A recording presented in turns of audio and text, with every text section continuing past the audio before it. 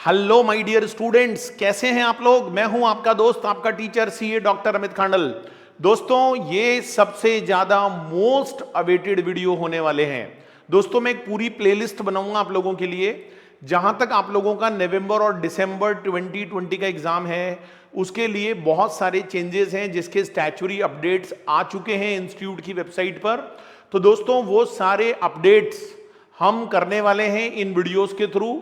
दिल थाम कर बैठिएगा दोस्तों। मैं एक नया एक्सपेरिमेंट करूंगा इस वीडियो के थ्रू। दोस्तों, जहां तक आप लोग जानते हैं कि आप सीए स्टूडेंट भी हो सकते हैं, आप सीएस स्टूडेंट भी हो सकते हैं और आप एक सीएमए स्टूडेंट भी हो सकते हैं। दोस्तों, आप लोग इंटर के भी हो सकते हैं, फाइनल, एग्जीक्यूटिव, प्रोफेशनल। हम सभी जानते हैं कि पूरे देश के अंदर जीएसटी का लॉ तो एक ही है भाई, लेकिन हर स्टूडेंट को ऐसा रहता है कि भाई जब अमेंडमेंट्स करवाए जाएं तो हमारे इंस्टीट्यूट का जो अपडेट है उसमें से कराए जाएं। सीएस वाले सोचते हैं हमारे इंस्टीट्यूट के अपडेट में से कराओ, सीएमए वाले सोचते हैं हमारे इंस्टीट्यूट के अपडेट में से कराओ। दोस्तों, कोई दिक्कत वाली बात नहीं है। इस बार मैंने उस टेंशन को ही खत्म कर दिया। मेरे पास एक पूरा स्टैच्यूरी अपडेट है, पीडीएफ फॉर्मेट में। हर इंस्टीट्यूट अपने अपने अपडेट्स वेबसाइट पर डालता है। दोस्तों, मैं इस बार एक यूनिक, एक नया तरीके का एक्सपेरिमेंट करने जा रहा हूं। जैसा कि अभी मैंने अपने कमिंग जो नए रिकॉर्डिंग से 2021 उसमें किया है, मैं आप लोगों को जितने भी अमेंडमेंट्स हैं which are applicable in your November और December 2020 exam for indirect taxes, इसके बाद में मैं डायरेक्ट टैक्सेस की भी रिकॉर्डिंग और प्लेलिस्ट बनाऊंगा। मैं वो सारे अमेंडमेंट्स डियर आप लोगों को हैंड रिटन फॉर्मेट में करवाऊंगा।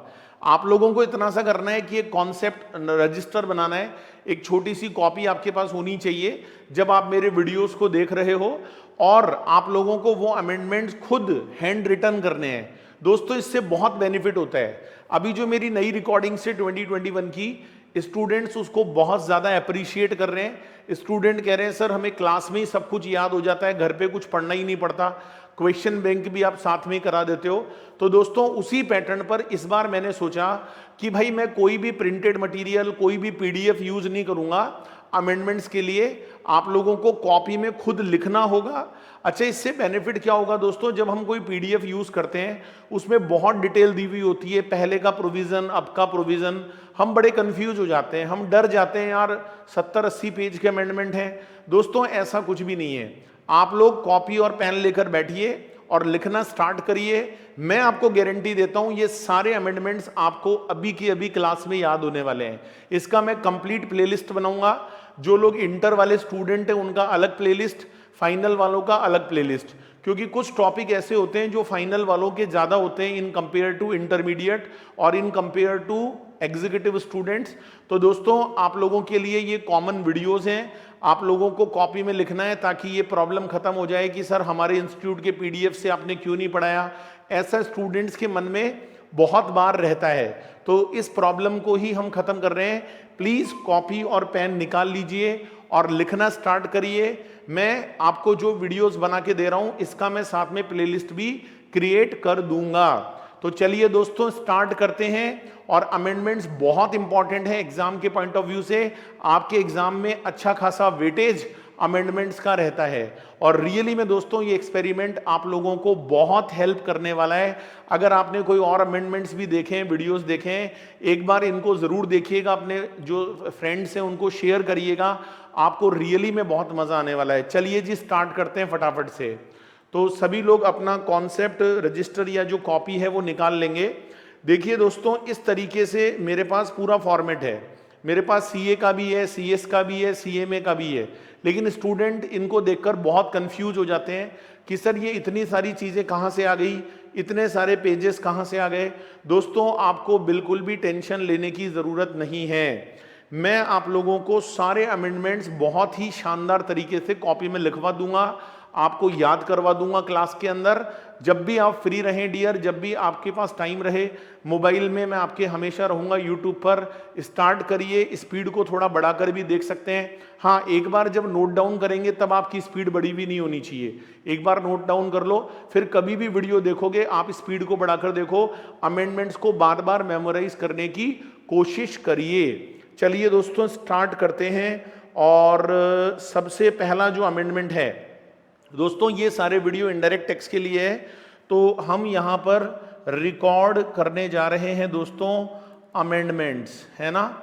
हम यहाँ पर अमेंडमेंट्स को रिकॉर्ड करने जा रहे हैं दोस्तों। ये जो अमेंडमेंट्स मैं आपको कराने जा रहा हूँ that is applicable for your November और दिसंबर 2020 एग्जाम्स। नवंबर और दिसंबर 2020 एग्जाम्स के लिए है दोस्तों। जिन लोगों का एग्जाम नवंबर और दिसंबर में होने जा रहा है उन्हें अपडेट होना होता है। और कहां तक अपडेट होना होता है डियर, वो भी मैं बता देता हूं। अगर आप लोगों का एग्जाम नवंबर में होने जा रहा है तो आप लोगों को 30 अप्रैल 2020 तक अपडेट होना जरूरी है।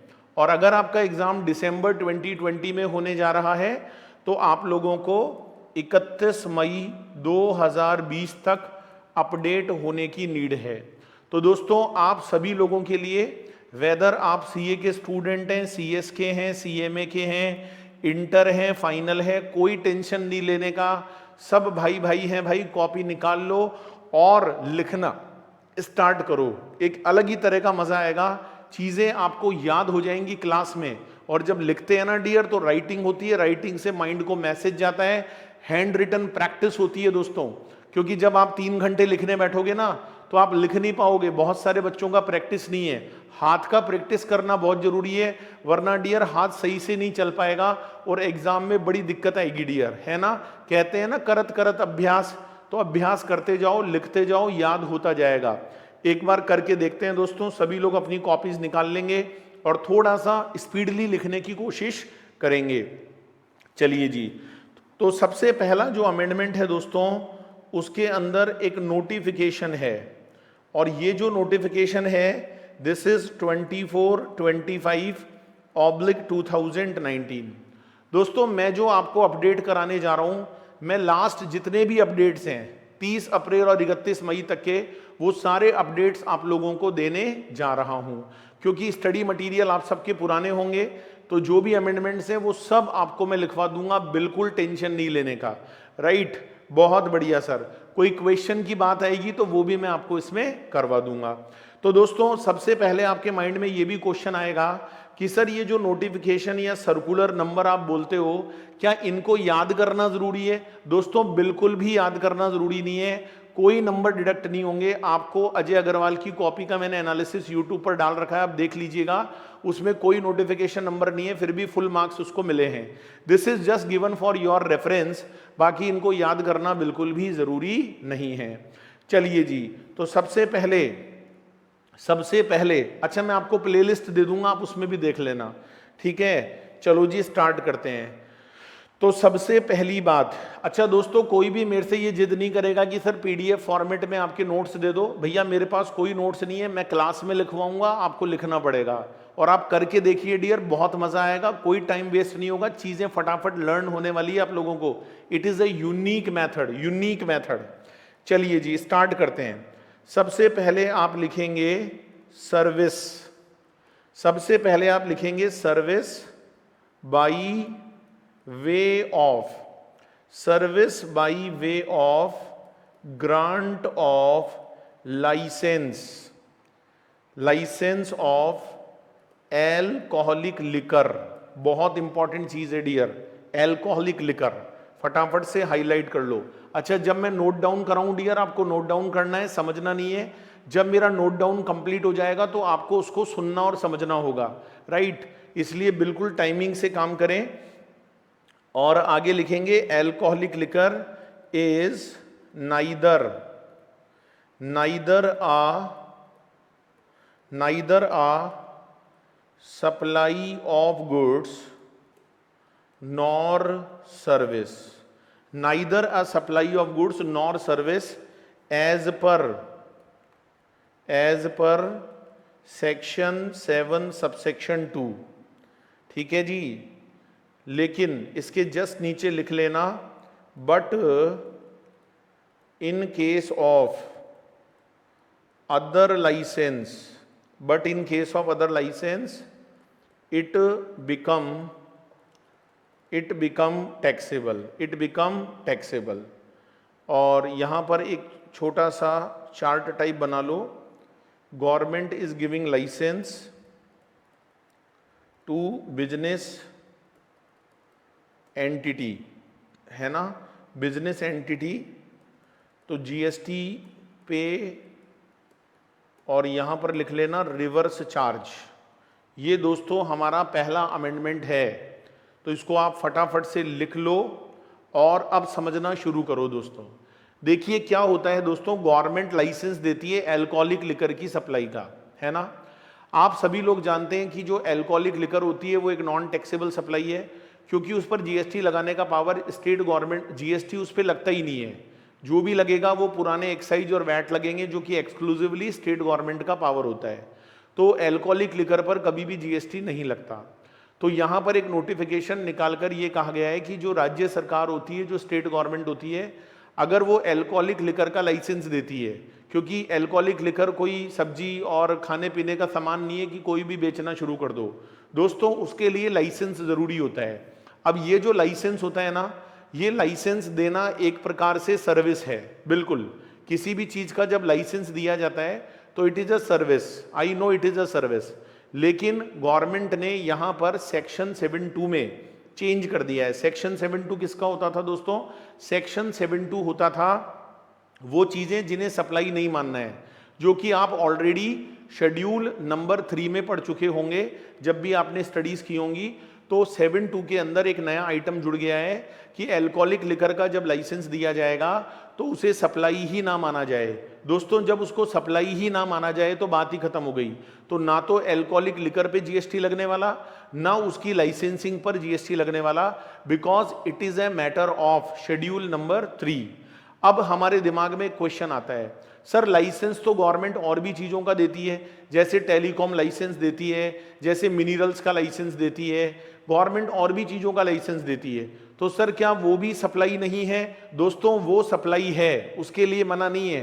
This is only for alcoholic liquor, this is only for alcoholic liquor. तो बाकी चीजों का लाइसेंस जब भी गवर्नमेंट देगी किसी भी बिजनेस एंटिटी को, तो उस लाइसेंस पर जो भी जीएसटी बनेगा, पहली बात तो डियर वो जीएसटी उस बिजनेस एंटिटी को ही जमा कराना पड़ेगा। क्योंकि जब आप रिवर्स चार्ज टेबल देखोगे तो गवर्नमेंट की जो भी सप्लाई ऑफ सर्विसेज होती है उस पर जीएसटी जमा कराने की जिम्मेदारी हमेशा बिजनेस एंटिटी की होती है।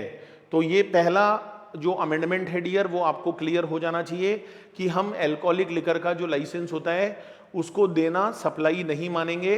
सेक्शन 7(2) में ये नई चीज ऐड हो गई है। ठीक है सर, ओके जी, बस आप मेरे साथ ऐसे ही बने रहिए, बहुत मजा आने वाला है आप लोगों को। सेकंड अमेंडमेंट पर आ जाओ दोस्तों। सेकंड जो अमेंडमेंट है ये सर्कुलर है, इट इज नॉट नोटिफिकेशन। और मैं आपको बता दूं इसको याद करना बिल्कुल जरूरी नहीं है। सर्कुलर और notification number is just given for your reference. अगर आप इनका लीगल टेक्स्ट देखना चाहो कि भाई ये सर्कुलर नंबर, नोटिफिकेशन नंबर, तो आप गूगल करके देख सको, वैसे एग्जाम के हिसाब से जरूरी नहीं है। Okay sir, what is the second circular? Circular तो आप समझते ही हो, क्लैरिफिकेशन होता है। सीबीआईसी इशू करती है, नोटिफिकेशन कौन इशू करती है? गवर्नमेंट इशू करती है। नोटिफिकेशन का पर्पज लॉ में चेंज करना होता है, सर्कुलर का पर्पज चीजों को क्लैरिफाई करना होता है। तो यहां पर सीबीआईसी ने क्या क्लैरिफिकेशन दिया दोस्तों, एक बार लिखना शुरू करो। एक्टिविटी, एक्टिविटी ऑफ सेंडिंग और टेकिंग, एक्टिविटी ऑफ सेंडिंग और taking the goods, activity of sending और taking the goods out of India, out of India for exhibition, exhibition or on consignment basis, or on consignment basis, not a supply, not a supply। कई लोगों को तो थकावट होना महसूस हो गई होगी दोस्तों, सोचो वहां 3 घंटे लिखना है, इसीलिए आपसे मेहनत करवा रहा हूं। आप देखिएगा इसका बहुत जबरदस्त रिजल्ट आपको मिलने वाला है। लिखिए, because no consideration at that point, at that point if not supply, if not supply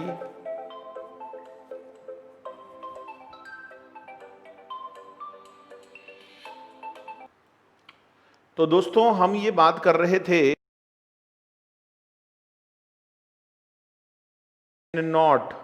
can not zero rated supply.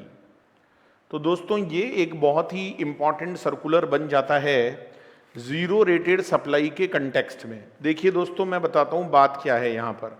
अच्छा एक चीज आप यहां पर जरूर नोट कर लीजिएगा, ये जो नो कंसीडरेशन वाली बात है ना, इसमें ब्रैकेट लगाकर आप लिख लेना एक्सेप्ट शेड्यूल नंबर 1। आप यहां पर एक्सेप्ट शेड्यूल नंबर 1 जरूर लिख लीजिएगा। दोस्तों बात क्या है देखो मैं समझाता हूं। कोई भी गुड्स अगर इंडिया के बाहर जा रहा है, राइट, कोई भी गुड्स अगर इंडिया के बाहर जा रहा है and it is just for exhibition, suppose करो दुबई में कोई एग्जीबिशन लगने वाला है, उसके लिए आप इंडिया से गुड्स लेकर जा रहे हो और it is also on consignment basis. अच्छा मुझे एक बात बताओ, जब आप एग्जीबिशन के लिए गुड्स लेकर जाते हो तो पता थोड़ी है कि वो सेल है, क्योंकि अभी तक गुड्स की सप्लाई नहीं हुई है, कंसीडरेशन नहीं है दोस्तों। It is only sent for the purpose of consignment, so at that time consideration is not available. तो जब कंसीडरेशन ही नहीं है तो माय डियर फ्रेंड्स उसको सप्लाई नहीं बोल सकते अपन, वो सप्लाई कहां से होगी। तो सर आपने तो कहा था कि कई बार कंसीडरेशन नहीं होने पर भी सप्लाई माना जाता है। हाँ मैंने कहा था दोस्तों, लेकिन वो तो शेड्यूल 1 वाली चीजें हैं ना। अगर आपका ट्रांजैक्शन शेड्यूल 1 में आता है, शेड्यूल 1 में 4 चीजें आती है आप जानते हो, तो अगर वहां आता है देखो तब तो सप्लाई मानेंगे। अदरवाइज कोई भी चीज विदाउट कंसीडरेशन अगर आप इंडिया के बाहर लेकर जा रहे हो और eight that point of time it is not a supply, तो मुझे एक बात बताओ दोस्तों, जब वो चीज सप्लाई ही नहीं है तो वो जीरो रेटेड सप्लाई कहां से होगी। जीरो रेटेड का मतलब होता है एक्सपोर्ट, याद करो जीरो रेटेड का मतलब क्या होता है, एक्सपोर्ट। तो इसका मतलब जो भी एक्सपोर्ट बेनिफिट्स होते हैं वो आप उस पर नहीं ले सकते, क्योंकि कोई भी चीज जीरो रेटेड सप्लाई है या नहीं है वो तो बात की बात है, पहले वो सप्लाई तो बने भाई। तो ये तो सप्लाई ही नहीं है, ये तो सेक्शन 7 के पॉइंट ऑफ व्यू से सप्लाई ही नहीं है भाई, कंसीडरेशन ही नहीं है। तो ये एक बहुत इंपॉर्टेंट सर्कुलर हो जाता है जो मैंने आप लोगों को यहां पर नोट करवाया है, राइट दोस्तों। चलिए थर्ड पॉइंट पर जाते हैं दोस्तों। ये जो राइटिंग एक्सपीरियंस है ना, ये आप मुझे व्हाट्सएप पर जो मेरा व्हाट्सएप नंबर है या जो हमारा कमेंट सेक्शन होता है ना यूट्यूब का इस वीडियो का, उसमें मुझे जरूर लिखकर बताइएगा कि आपको ये तरीका कैसा लग रहा है ना। और मैं आपको गारंटी देता हूं कि ये सारे अमेंडमेंट आपको याद होने वाले हैं, क्योंकि आप मेहनत करोगे भाई, लिखना पड़ेगा, ठीक है। चलो थर्ड पॉइंट क्या है दोस्तों, third point is also a circular. ये भी दोस्तों एक सर्कुलर है 116/35/2019। दोस्तों ये भी एक सर्कुलर है और मैं आप लोगों को बता दूं ये जो सर्कुलर है इसमें भी आपको क्लैरिफिकेशंस दिए गए हैं। किस बात के क्लैरिफिकेशन, एक बार नोट कर लो, levy of GST, levy of GST on the service of display of name of the donor in the premises of charitable organization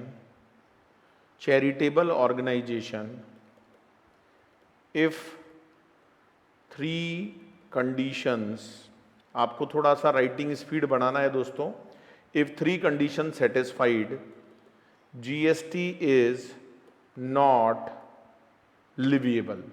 अब वो 3 कंडीशन कौन कौन सी हैं उनको जरूर नोट कर लीजिएगा। पहला है माय डियर फ्रेंड्स, गिफ्ट और donation is made to charitable organisation.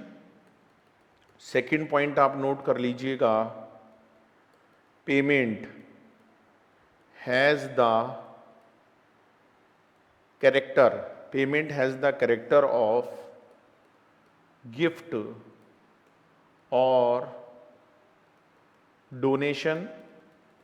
और थर्ड पॉइंट आप नोट कर लीजिएगा, पर्पस इज फ्लेनोथोरेपिक। फ्लेनोपथोरेपिक का मतलब होता है नो कमर्शियल गेन,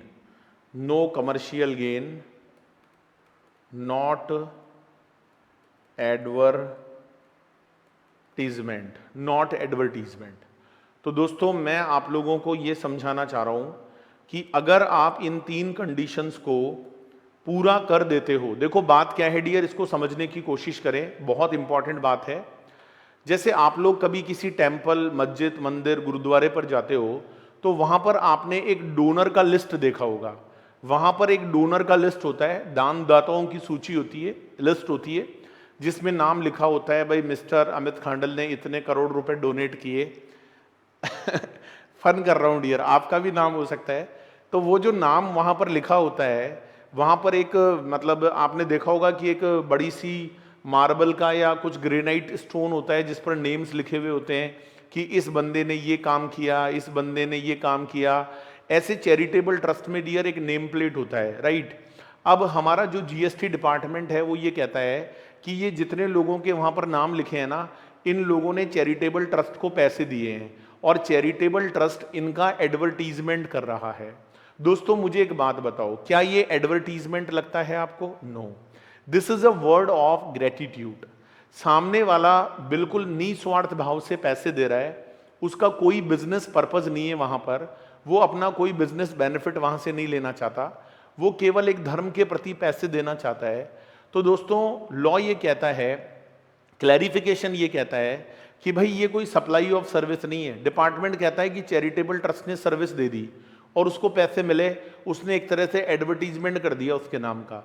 दोस्तों ये एडवर्टीजमेंट नहीं है, सर्कुलर ने बोला हम इसको एडवर्टीजमेंट नहीं मानेंगे।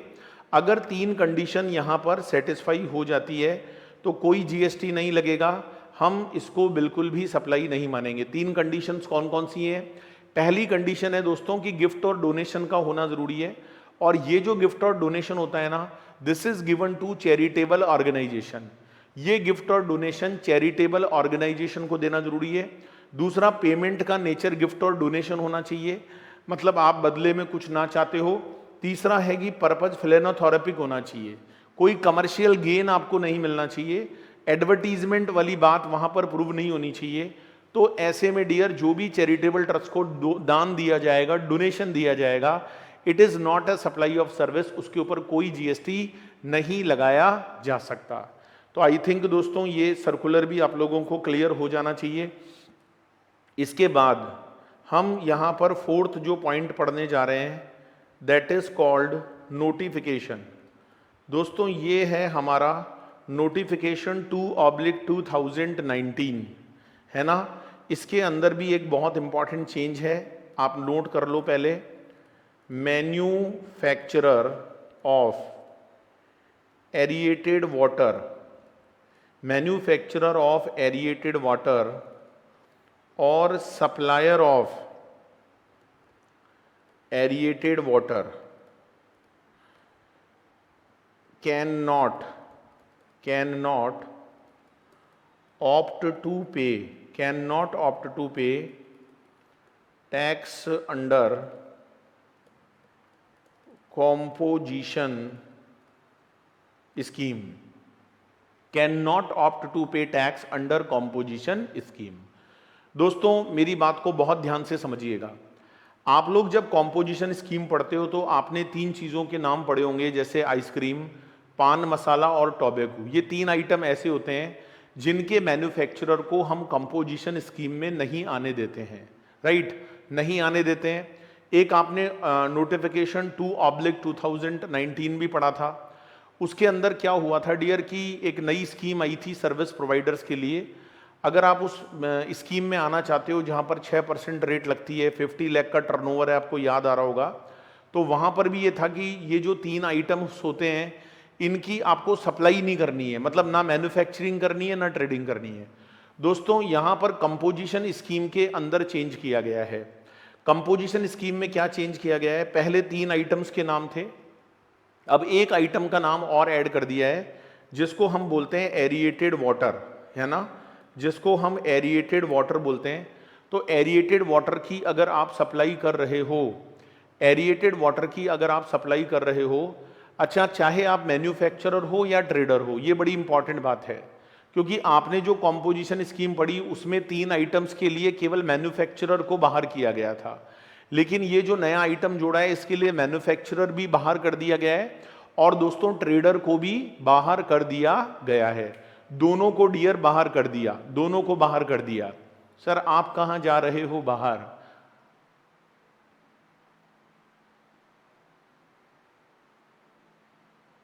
लो जी, मैं तो आ गया, मैं तो बस ऐसे ही गया था बाहर कुछ देखने। सुनो भाई मेरी बात सुनो, अब आपके दिमाग में क्वेश्चन आएगा सर ये एरिएटेड वाटर होता क्या है। दोस्तों आपने नाम सुना है सोडा, बोलते हैं सोडा, किसी के साथ मिक्सिंग विक्सिंग करके क्या होता है वो, देखो मुझे नहीं पता, मैं इन चीज़ों से बहुत दूर रहता हूँ, लेकिन एक पानी होता है डियर जिसमें कार्बोहाइड्रेट कुछ गैस होती है, जिससे वो पानी जो होता है ना वो सोडा का रूप ले लेता है ना, वो नॉर्मल वाटर नहीं होता, वो एरिएटेड वाटर होता है, जो डाइजेशन वगैरह आपको सही करने के लिए लोग पीते हैं उसको, that is called aerated water. तो एरिएटेड वाटर की अगर आप ट्रेडिंग करते हो या मैन्युफैक्चरिंग करते हो तो आपको कंपोजिशन स्कीम का बेनिफिट नहीं मिलेगा, चाहे आपका लास्ट ईयर का टर्नओवर कुछ भी क्यों ना हो। आई थिंक दोस्तों आप मेरी बात को समझ गए होंगे। चलिए नेक्स्ट जो अमेंडमेंट मैं आप लोगों को बताने जा रहा हूं that is very very important and very big amendment, आप एक बार नोट कर लो। Amendment in RCM notification. दोस्तों ये जो आरसीएम का नोटिफिकेशन है, आरसीएम जानते हो रिवर्स चार्ज मैकेनिज्म, इसके नोटिफिकेशन में भी कुछ अमेंडमेंट्स हुए हैं और ये जो नोटिफिकेशन है इसमें 22, 28, 29 और 21/2019 के ये नोटिफिकेशंस हैं। मैं आपको बता देता हूँ डियर, आरसीएम आप समझते हो रिवर्स चार्ज मैकेनिज्म, जहां पर recipient is liable to pay the GST, जो जीएसटी पे करने की जिम्मेदारी होती है वो रेसिपिएंट की होती है। तो दोस्तों इसमें कुछ नई एंट्रीज ऐड हुई हैं, पहले से जो थी वो तो आपने पढ़ी होंगी, there are some new entries, वो भी मैं आप लोगों को बता देता हूं। दोस्तों मैंने इसके अंदर जो भी मई 2019 से लेकर और आपका जो अप्रैल और मई 2020 तक के जितने भी अमेंडमेंट्स हैं वो मैंने सब कवर कर दिए, क्योंकि कुछ लोगों के पास नोट्स लास्ट अटेम्प्ट के होंगे, कुछ के पास उससे पहले वाले अटेम्प्ट के होंगे, मैंने लगभग सारे अमेंडमेंट्स को कवर कर दिया है। आप बिल्कुल बिना टेंशन के इन अमेंडमेंट से पढ़ाई कर सकते हो, राइट।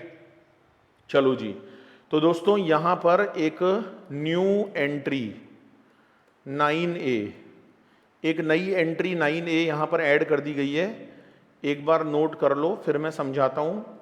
कोई भी ऑथर अगर सर्विस दे रहा है, किसको भाई, पब्लिशर को दे रहा है, और पब्लिशर कहाँ होना चाहिए, टीटी में होना चाहिए, टीटी बोले तो टैक्सेबल टेरिटरी में होना चाहिए, और वो क्या दे रहा है, सर्विस, कैसी सर्विस दे रहा है जी, यूज और इंजॉयमेंट ऑफ कॉपीराइट, यूज और इंजॉयमेंट ऑफ कॉपीराइट। तो दोस्तों इसके नीचे आप यहां पर लिखेंगे ऑप्शन, ऑप्शन क्या ऑप्शन है एक बार नोट कर लो फिर समझाता हूं। Author can choose to pay tax under forward charge if, forward charge if, पहला point, author take registration under GST and file declaration and not withdraw the said option within a period of 1 year from date of option, from date of option। और second आप note कर लो, declaration on the invoice issued by him. दोस्तों ये जो amendment हुआ है this is in reverse charge mechanism. आप लोग रिवर्स चार्ज मैकेनिज्म में एक एंट्री नंबर 9 पढ़ते थे जिसके अंदर इंटेलेक्चुअल प्रॉपर्टी राइट की सर्विस दी जाती थी। कोई भी पेटेंट कॉपीराइट होल्डर हो गया है ना, कोई भी ट्रेडमार्क होल्डर हो गया, वो अपने ट्रेडमार्क को, पेटेंट को, कॉपीराइट को यूज करने के लिए देता था। अच्छा, वो जिसको यूज करने के लिए देता था तो उस रेसिपिएंट को जीएसटी जमा कराना पड़ता था और उस रेसिपिएंट का टैक्सेबल टेरिटरी में होना जरूरी होता था। इन लोगों ने क्या किया डियर, एंट्री नंबर 9 तो आज भी वहां पर मिल जाएगी आपको, उसमें से केवल एक चीज को नई एंट्री बनाकर उसमें इंट्रोड्यूस कर दिया, that is entry number 9A। और उसमें यह लिखा कि कोई भी ऑथर जो होता है, जो बुक का राइटर होता है, जिसको हम ऑथर बोलते हैं, वो ऑथर अगर सर्विस देगा किसी पब्लिशर को, और पब्लिशर अगर टैक्सेबल टेरिटरी में है तो किस बात की सर्विस देता है, ऑथर कॉपीराइट देता है डियर। उसने जो बुक लिखी है उसका यूज और एंजॉयमेंट राइट देता है पब्लिशर को, और वो जो पब्लिशर होता है वही उसका जीएसटी जमा कराता है। लेकिन दोस्तों यहां पर ऑथर को एक ऑप्शन दे दिया गया है। पहले ये ऑप्शन ऑथर के पास नहीं होता था। ऑथर अगर चाहे तो यहां पर फॉरवर्ड चार्ज बेसिस पर जीएसटी जमा करा सकता है। देखिए ऑथर को क्या प्रॉब्लम आती थी, कुछ ऑथर ऐसे होते थे दोस्तों जिनकी इनवर्ड सप्लाई पर क्या लगता था, जीएसटी, लेकिन आउटवर्ड पर रिवर्स चार्ज होने के कारण ऑथर जीएसटी कलेक्ट नहीं कर पाता था और वो जो इनपुट क्रेडिट्स थी उसको वो यूटिलाइज नहीं कर पाता था। तो गवर्नमेंट ने ऑथर को ऑप्शन दे दिया कि भाई अगर ऑथर तुम अगर चाहो तो जीएसटी तुम पब्लिशर से कलेक्ट करके भी जमा करा सकते हो। अगर तुम्हारे पास ज़्यादा इनपुट क्रेडिट नहीं है तो रिवर्स चार्ज चलने दो, पब्लिशर जमा कराता रहेगा। लेकिन अगर ऑथर तुम्हें जमा कराने में मज़ा आ रहा है, तुमको कलेक्ट करने में मज़ा आ रहा है, तो तुम पब्लिशर से कलेक्ट कर लो, क्योंकि तुमको इनपुट क्रेडिट चाहिए, हमें पता है, तो तुम कर सकते हो। ये ऑप्शन है। मतलब author can choose to pay the tax under forward charge basis if author take registration. लेकिन दोस्तों ऑथर इस ऑप्शन को कब ले पाएगा, मैं आपको बता दूं, ऑथर इस ऑप्शन को तब ले पाएगा जब एक तो ऑथर ने जीएसटी लॉ में रजिस्ट्रेशन करा रखा हो, दूसरी बात वो ये डिक्लेरेशन दे देता है कि हाँ जी मैं जीएसटी कलेक्ट करके जमा कराऊंगा। और दोस्तों इस मेथड को, इस ऑप्शन को अगर वो लेता है तो लॉ में लिखा है कि विद इन 1 ईयर आप इसको विड्रॉ नहीं कर सकते, within a period of 1 year from the date of option. मतलब जिस दिन आप ऑप्शन को अवेल करोगे उसके बाद 1 साल तक आप इसको विड्रॉ नहीं कर सकते। आप इसको विड्रॉ नहीं कर सकते जिस दिन आप इस ऑप्शन को अडॉप्ट करोगे, वहां से 1 साल तक आपको फॉरवर्ड चार्ज ही लगाना पड़ेगा। दूसरी बात, आप जो इनवॉइस इशू करोगे, मतलब ऑथर जो इनवॉइस इशू करेगा पब्लिशर को, उस पर वो डिक्लेरेशन लिख कर देगा कि I am liable to pay the GST. ये 2 बातें अगर मान लेता है ऑथर तो उसको यहां पर ऑप्शन दे दिया गया है कि वो फॉरवर्ड चार्ज बेसिस पर जीएसटी को जमा करा सकता है। तो दोस्तों this is a very good change, this is a very new change. इसके बाद दोस्तों आरसीएम के अंदर और भी नए चेंजेस हुए हैं, वो भी मैं आप लोगों को यहां पर अपडेट कर देता हूं। एक नई एंट्री ऐड हुई है दोस्तों जिसका नाम है एंट्री नंबर 15। प्लीज इसको नोट कर लीजिएगा, एक एंट्री नंबर 15 यहां पर ऐड हुई है। लास्ट जितने भी अमेंडमेंट्स हैं डियर वो सब मैं आपको कवर करा के चल रहा हूं। एनी पर्सन, वैसे तो मैंने कुछ वीडियोस पहले भी बनाए थे, लेकिन मैंने सोचा बच्चों को कहूंगा आधे वीडियो वो देखो आधे ये देखो, बड़ी दिक्कत होगी, तो मैंने सोचा यार थोड़ी सी मेहनत लगेगी, इन्हीं वीडियोस में सब कुछ बना दो। तो लास्ट जो आप ये समझ लो कि आप लोगों का अप्रैल 2019 के बाद से लेकर और अभी जो 30 अप्रैल है आपका 2020 तक के सारे अमेंडमेंट्स मैंने कवर कर दिए हैं डियर, और इनको पढ़कर जाइएगा। इनका वेटेज बहुत ज़्यादा है एग्जाम में, बहुत सारे क्वेश्चन यहाँ से आने वाले हैं दोस्तों। और अपने भाई दोस्त लोगों को ग्रुप में जरूर शेयर करना। अगर उनका कुछ भला होता है डियर तो ये बहुत अच्छी बात है, right. Any person, entry number 15 क्या बोलता है? एनी पर्सन, एक बार नोट कर लो, other than body corporate not issue invoice charging GST at the rate of 12% to service recipient। 12% का मतलब है दोस्तों 6 + 6 मतलब 6% CGST और 6% SGST। एक बार नोट कर लो, फिर मैं आपको समझाता हूं। And the service is given to body corporate. The service is given to body corporate in taxable territory. And what kind of service is given? इसको भी एक बार नोट कर लो।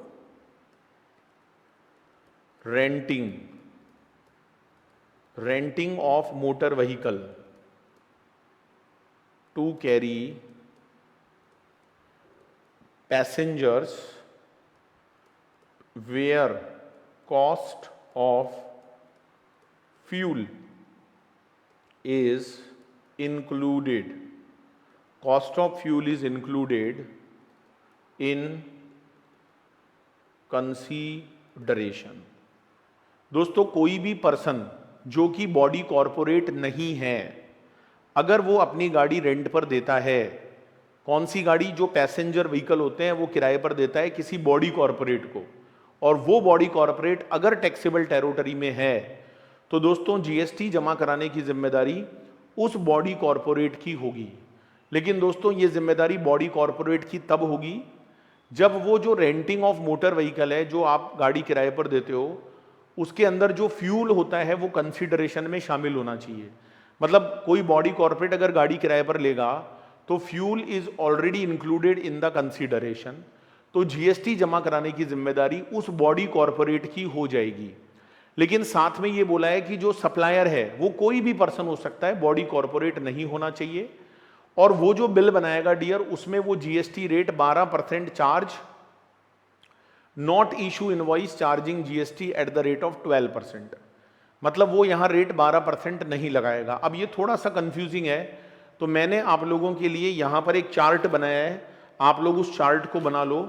ये अमेंडमेंट आपको फुल फ्लैश क्लियर हो जाएगा, और मुझे ऐसा लग रहा है डियर कि इस कमिंग एग्जाम में इस अमेंडमेंट पर पक्का क्वेश्चन आने की पूरी प्रोबेबिलिटी है। तो आप लोग इसको यहां पर लिख लो। मैं आपको एक चार्ट बनवा देता हूं, that is very good chart. इसके अंदर आप हेडिंग लिख लो ताकि ये पूरा अमेंडमेंट आपको अच्छे से समझ में आ जाए। Person liable to pay tax under renting of motor vehicle service, इसको आप दो पार्ट्स में डिवाइड कर लो, फिर मैं आपको पूरा समझा दूंगा। Where GST is payable at the rate of 5%, और दूसरी जगह आप लिखेंगे where GST is payable at the rate of 12%। अच्छा, जहां 5% है उसको फिर आप दो पार्ट्स में डिवाइड करोगे। It is also divided between two parts. पहले पार्ट में लिखोगे सप्लाई, पहले पार्ट में आपको लिखना पड़ेगा supply other than body corporate, supply other than body corporate, और दूसरे पार्ट में लिखना पड़ेगा सप्लाई नहीं, सप्लायर कर लो इसको, सप्लायर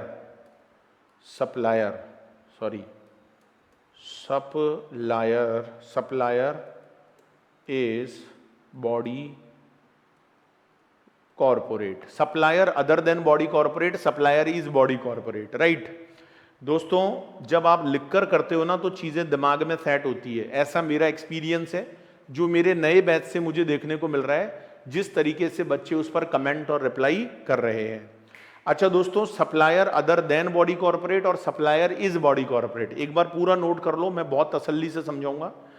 और इसमें लिखिए दो पार्ट्स में, रेसिपिएंट बॉडी कॉर्पोरेट और दूसरी तरफ लिखिए recipient other than body corporate, है ना, right.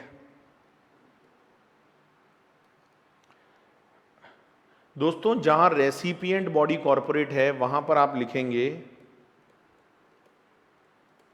Recipient is liable, recipient is liable, है ना, रेसिपिएंट इज लाइबल लिखेंगे।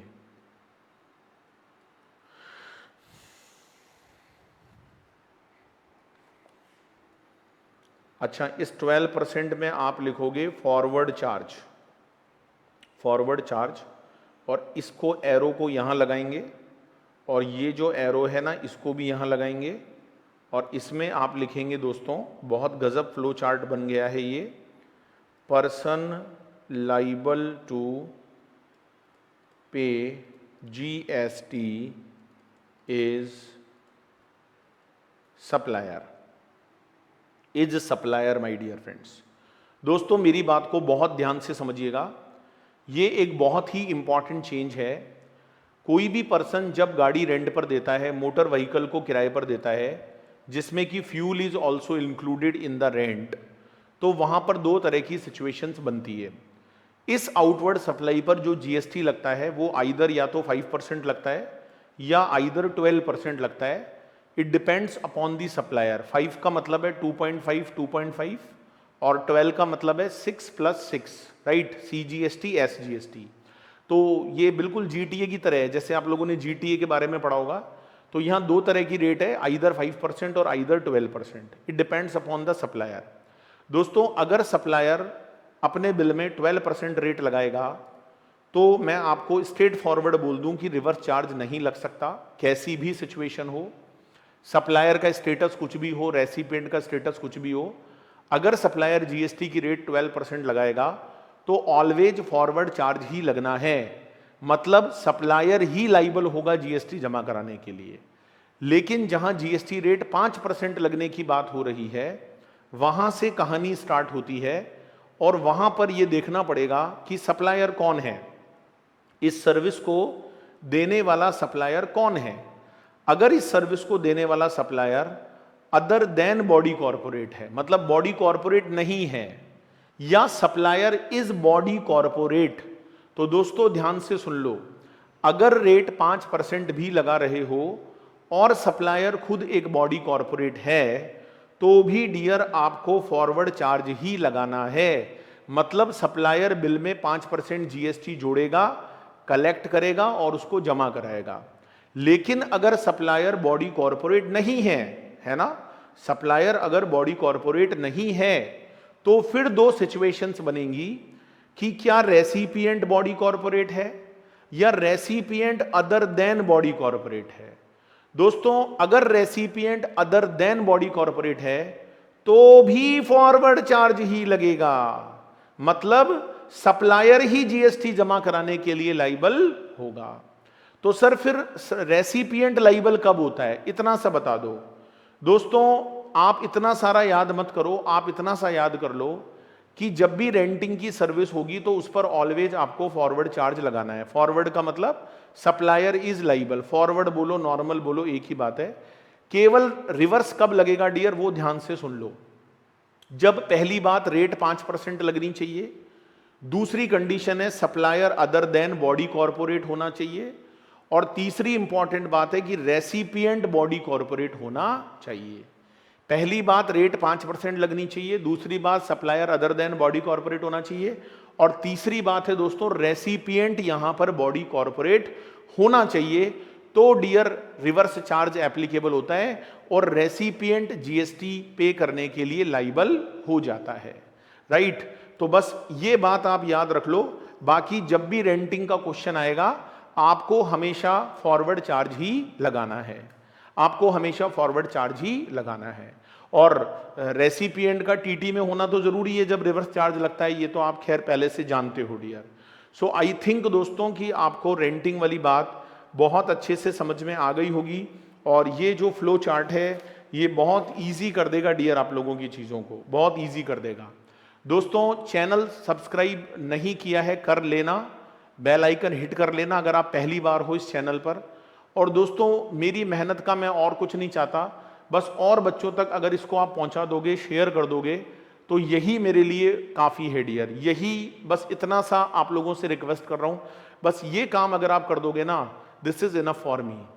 उनका भी भला हो जाएगा डियर, वो भी इन चीज़ों को समझ पाएंगे, राइट। और अपनी तो एक ही थ्योरी है भाई, कर भला तो हो भला, राइट। चलो एक नई एंट्री और है डियर, वो भी बता देता हूं। दिस इज एंट्री नंबर 16, ये भी एक नया अमेंडमेंट है, लिख लो एंट्री नंबर 16। इसमें लिखो एक तो होता है लेंडर और एक होता है दोस्तों बोरोवर। एक लेंडर होता है और एक बोरोवर होता है। अच्छा लेंडर क्या दे रहा है बोरोवर को, नीचे नोट कर लेना, lending of securities, lending of securities, it is a new change.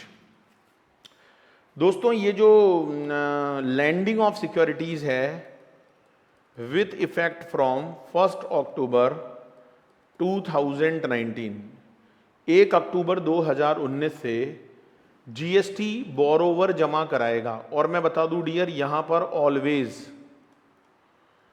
IGST levy होगा, नोट कर लेना, आईजीएसटी लेवी होगा। और यहां ऑलवेज रिवर्स चार्ज लगेगा, borrower is liable to pay the GST. देखो जी मैं आपको बात समझा देता हूं, बात क्या है। जैसे दोस्तों आपने देखा होगा कुछ लोग दुकान किराए पर देते हैं, कुछ लोग मकान किराए पर देते हैं, कुछ लोग अपना हाउस रेंट पर देते हैं। ऐसे ही डियर मार्केट में कुछ ऐसे लेंडर्स होते हैं जो अपनी सिक्योरिटीज रेंट पर देते हैं बोरोवर को। सर सिक्योरिटीज रेंट पर देते हैं, हाँ, सेल नहीं करते डियर, बेचते नहीं है, ओनरशिप ट्रांसफर नहीं करते, लैंड पर लैंडिंग करते हैं, यूज करने के लिए देते हैं। कुछ बोरोवर्स को कुछ समय के लिए सिक्योरिटीज चाहिए होती हैं क्योंकि उन्होंने कुछ ऐसे ट्रांजैक्शन आगे कर लिए होते हैं, तो वो रेंट पर लेंडर से सिक्योरिटी लेते हैं। ये काम डियर हमारे देश में एक मैकेनिज्म के थ्रू होता है, जैसे स्टॉक मार्केट होता है डियर, वैसे ही लैंडिंग ऑफ सिक्योरिटीज का भी एक मार्केट है, उसके थ्रू ही ये सब काम होता है ना। अच्छा उसमें ये पता नहीं होता है कि लेंडर कौन है और बोरोवर कौन है। जैसे आप शेयर खरीदते बेचते हो तो आपको थोड़ी पता होता है कि स्टॉक एक्सचेंज के थ्रू शेयर खरीदे हैं तो आपको किसने शेयर बेचे हैं, फला आदमी ने बेचे, पता नहीं होता है ना, जस्ट लाइक दैट। अच्छा इसमें यह भी नहीं पता होता लेंडर कहाँ का है, प्लेस ऑफ सप्लाई कहाँ है। तो यहां पर लॉ में क्लियर किया गया है कि जब भी लैंडिंग ऑफ सिक्योरिटी का काम होगा, it is always supply of service, और इसे हमेशा इंटर सप्लाई माना जाएगा, आईजीएसटी लगाया जाएगा। जब जब नेचर पता नहीं होता है डियर, इंटर सप्लाई मानते हैं और आईजीएसटी लगाते हैं।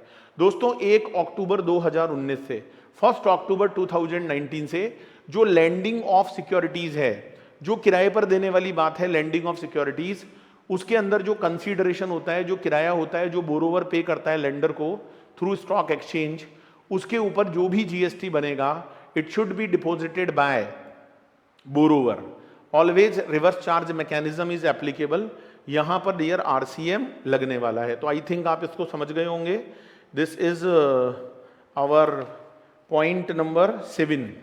ये मैंने आप लोगों को यहां पर पॉइंट नंबर कौन सा पढ़ाया है, इससे पहले कौन सा चल रहा था भाई, पॉइंट नंबर 5 चल रहा था, नहीं, इट इज पॉइंट नंबर 5। ये पॉइंट नंबर 5 के ही थे सब कुछ जो रिवर्स चार्ज वाले थे। अब दोस्तों यहां पर एक नई चीज और है, एक नई चीज और है। दिस इज पॉइंट नंबर 6, आप इसको पॉइंट नंबर 6 बोल सकते हो, इसको आप पॉइंट नंबर 6 नहीं बोलो, इसको आप एक काम करो,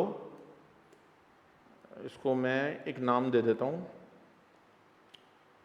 ये जो टेबल मैंने बनाया है, this is point number 6 because it is a important circular. ये एक सर्कुलर था। ये जो पॉइंट नंबर 7 है, it is also important circular, RCM का इंपॉर्टेंट सर्कुलर है। और अब दोस्तों मैं आपको अमेंडमेंट्स के अंदर पॉइंट नंबर 8 बताने जा रहा हूं। पॉइंट नंबर 8 क्या है भाई, इसको भी लिखना स्टार्ट कर दो। दोस्तों एक तो होता है एयरपोर्ट ऑपरेटर, है ना, एक तो होता है एयरपोर्ट ऑपरेटर और एक हम जैसे होते हैं पैसेंजर्स। एक का नाम एयरपोर्ट ऑपरेटर होता है, दूसरे का नाम होता है पैसेंजर्स, राइट। दोस्तों ये जो एयरपोर्ट ऑपरेटर होता है ना, ये एक तरह से पैसेंजर को सर्विस देता है। जब आप एयरपोर्ट पे जाते हो तो आपको सर्विस मिलती है एयरपोर्ट ऑपरेटर से। एक बार आप पूरा नोट कर लो, मैं समझाता हूं, और यहां पर लिख लो चार्ज, चार्ज PSF और UDF। PSF का मतलब होता है पैसेंजर सर्विस फीस और UDF का मतलब होता है दोस्तों यूजर डेवलपमेंट चार्जेस। एक पैसेंजर सर्विस फी होता है और एक यूजर डेवलपमेंट चार्जेस होता है, राइट, बिल्कुल। एंड इसमें नीचे लिख लेना it is collected through airlines included in ticket, दोस्तों जब आप एयरपोर्ट पे जाते हो तो एयरपोर्ट को कौन मैनेज करता है? एयरलाइंस तो वहाँ बहुत सारी होती हैं, वहाँ पर स्पाइस जेट भी होती है, गो एयर भी होती है, इंडिगो भी होती है। दोस्तों हर एयरपोर्ट का ऑपरेटर होता है। जैसे जयपुर का जो एयरपोर्ट है इसका ऑपरेटर अलग है, जिसको हम एयरपोर्ट अथॉरिटी ऑफ इंडिया बोलते हैं। तो दोस्तों जो एयरपोर्ट अथॉरिटी ऑफ इंडिया है वो एयरपोर्ट को ऑपरेटर है। वहाँ पर आपको बहुत सुविधाएं मिलती है, क्लीनिंग्स मिलती हैं, बैठने के लिए बहुत अच्छी जगह है, कैफेटेरिया मिलता है। दोस्तों इसके लिए एयरपोर्ट ऑपरेटर पैसेंजर से कुछ चार्जेस चाहता है। उन चार्जेस का नाम होता है PSF और UDF। PSF का मतलब है पैसेंजर सर्विस फी और एक होता है यूजर डेवलपमेंट चार्जेस। अच्छा ये जो चार्जेस होते हैं दोस्तों ये टिकट में शामिल होते हैं। अच्छा एयरपोर्ट ऑपरेटर पैसेंजर से सीधे कलेक्ट नहीं करता क्योंकि उसके लिए बड़ा मुश्किल है, तो उसने ये जिम्मेदारी एयरलाइंस पर डाल दी कि भाई एयरलाइंस जब आप किराया लेते हो, जब आप टिकट में पैसे लेते हो तो टिकट में ही PSF और UDF को जोड़कर ले लिया करो और जितना आप कलेक्ट करोगे ना वो पूरा हमें दे दिया करो। तो यहां पर दोस्तों एयरलाइंस एक तरह से प्योर एजेंट का काम करती है। आप लोगों ने प्योर एजेंट का कॉन्सेप्ट समझा होगा कि प्योर एजेंट वो होता है जो सर्विस जो रेसिपिएंट है उसके कहने पर पैसेंजर से लाएगा और आपको दे देगा। तो वो एक तरह से एयरलाइंस की सर्विस नहीं है डियर। एयरलाइंस यहां पर प्योर एजेंट का काम कर रहा है। एयरलाइन का काम तो हवाई यात्रा की टिकट देना है तो वो उस पर GST लगाएगा, लेकिन उसमें जो PSF और UDF है उसका GST एयरपोर्ट ऑपरेटर को जमा कराना होगा। ना पैसेंजर जमा कराएगा ना एयरलाइंस जमा कराएगी। It is a circular my dear friends, it is also important circular. GST कौन जमा कराएगा? Airport operator. तो यहां पर आप लिख लो GST is payable by airport operator. मतलब कौन सा चार्ज लगा? फॉरवर्ड चार्ज लगा डियर। एयरपोर्ट ऑपरेटर को जमा कराना पड़ेगा। अब दोस्तों एक बात आती है दिमाग में कि एयरलाइंस ये काम फ्री में क्यों करेगी?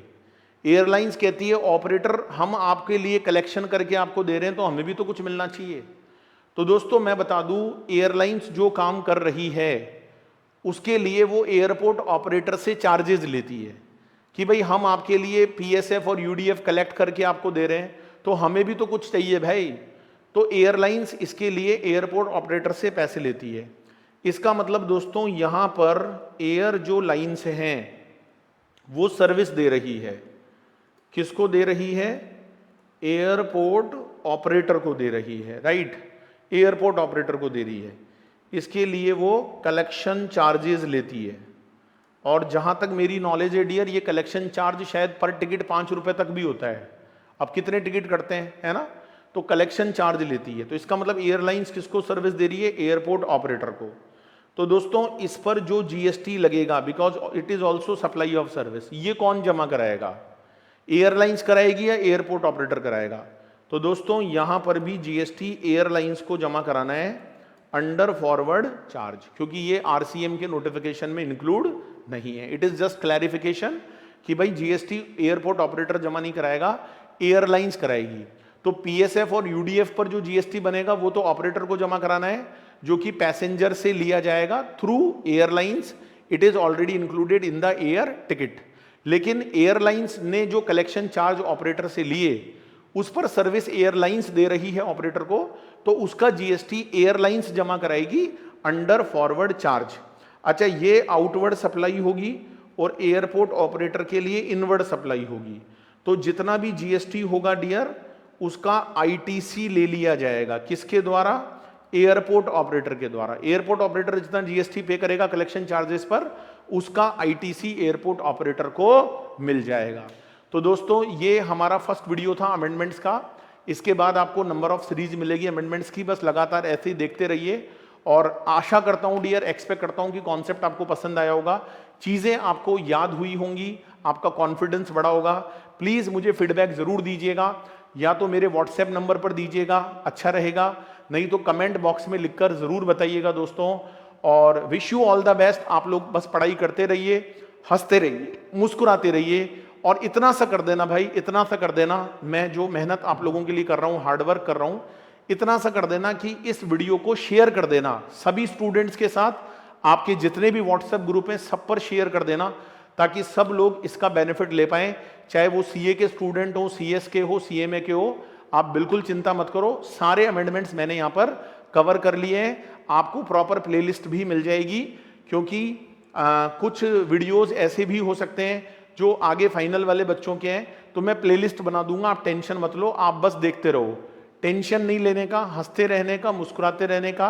और लास्ट में एक ही बात कहूंगा डियर, जमी पर बैठकर आसमां क्यों देखता है? अरे जमी पर बैठकर आसमां क्यों देखता है? अपने पंखों को खोल, ये जमाना सिर्फ उड़ान देखता है।